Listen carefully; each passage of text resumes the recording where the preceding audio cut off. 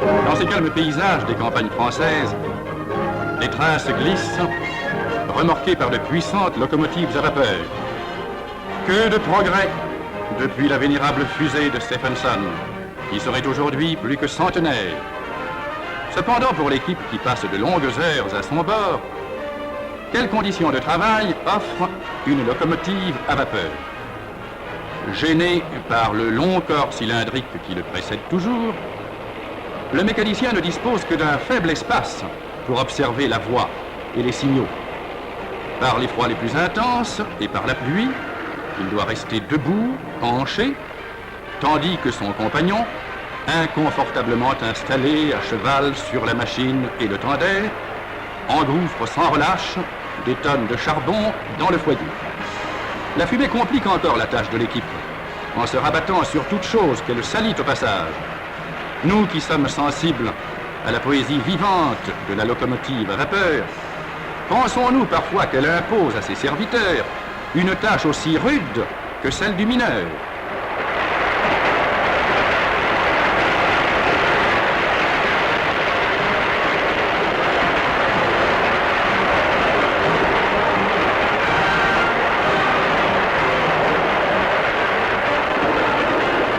Comme la locomotive électrique nous paraît par contre spacieuse, moderne, agréable à accompagner, le conducteur électricien, à l'abri des intempéries, embrassant sans effort toute la voie d'un seul coup d'œil, à travers le cercle de l'antibuée, est placé dans les conditions idéales pour assurer la sécurité au lourd convoi dont il a la responsabilité.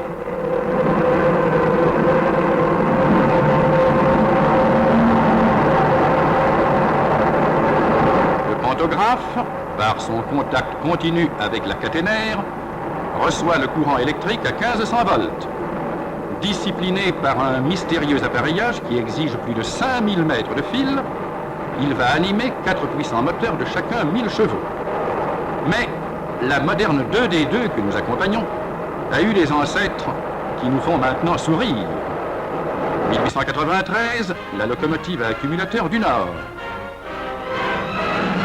1894, la locomotive thermoélectrique Heilmann, puis 2 projets qui ne virent pas le jour.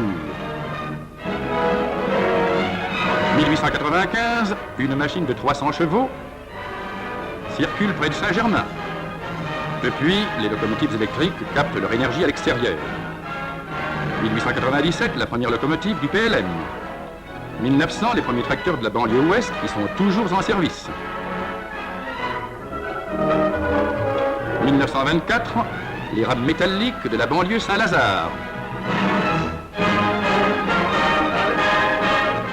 1937, le matériel moderne de la banlieue Montparnasse.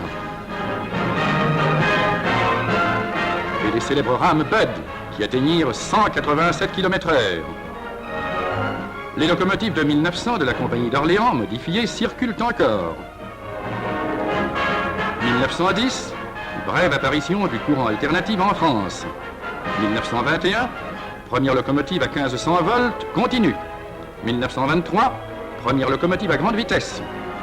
1924, les prototypes de la Compagnie d'Orléans pour Paris-Vierzon, dont l'un donne naissance au 2D2 actuel. 2D2, c'est-à-dire 4 essieux moteurs, D, encadrés par 2 bogies porteurs. Il existe plusieurs types de 2D2. Le type 700, le type 500 ouest, puis, fonçant en pleine vitesse, les récentes 5500 du sud-ouest.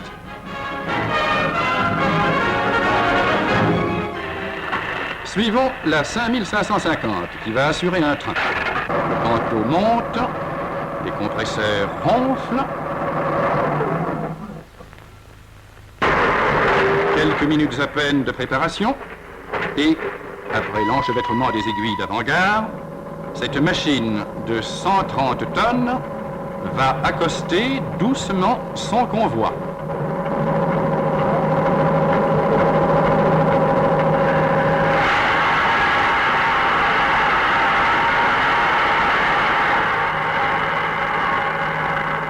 Une légère poussée, imperceptible au voyageur, voilà qui dénote déjà une certaine adresse.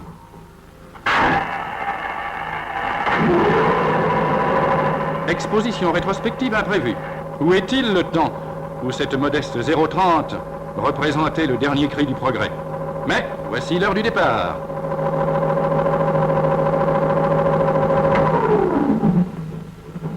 Un léger effort. Le contrôleur au premier cran, le servomoteur obéit aussitôt, 350 ampères.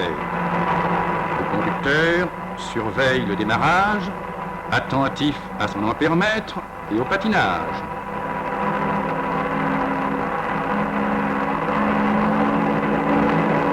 Doucement, mais irrésistiblement, le train de 700 tonnes s'ébranle. Au début, les moteurs restent couplés en série. On ne leur applique ainsi que le quart de la tension. Chaque position du contrôleur est répétée par un servomoteur actionnant les contacteurs de la partie haute tension. Les résistances insérées dans le circuit de traction sont progressivement éliminées. La vitesse s'accroît.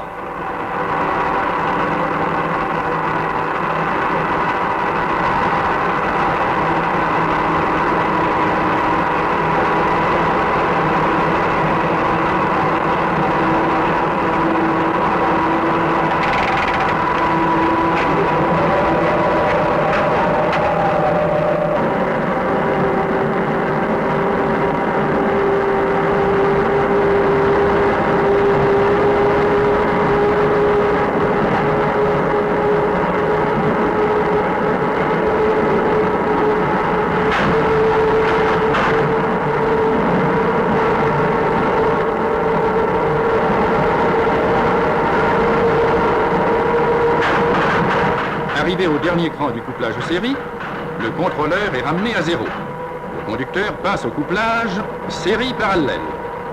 Les moteurs fonctionnent à la moitié de la tension. Les résistances sont de nouveau éliminées.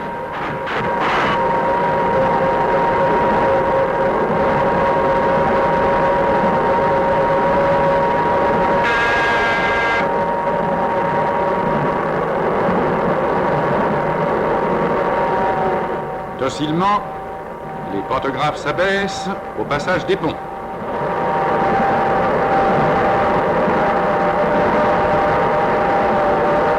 80 km/h.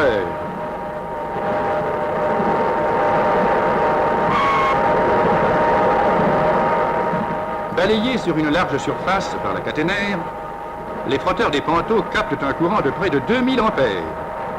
De la même façon que précédemment, les moteurs sont maintenant couplés en parallèle.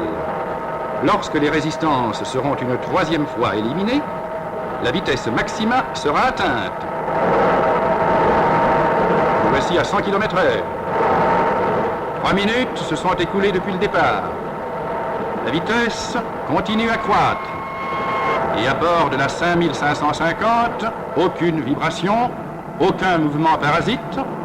Le convoi glisse avec une saisissante impression de puissance. À bord de la 2D2 Ouest que nous accompagnons maintenant, nous retrouvons la puissance, la souplesse, la tranquillité de la 5550, comme en témoignent les faibles déplacements relatifs des tampons. Les locomotives type 2D2 parcourent plus de 220 000 km entre révisions. Toutes celles antérieures à 1942 ont à leur actif plus d'1 million de kilomètres. Certaines en ont même plus de 3 millions.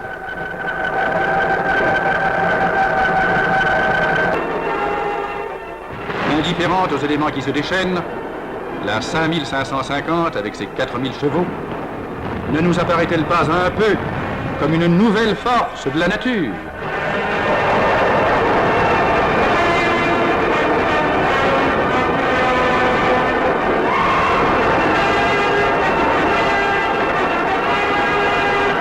Dans aucun transport, la sécurité n'a été poussée aussi loin que sur le rail.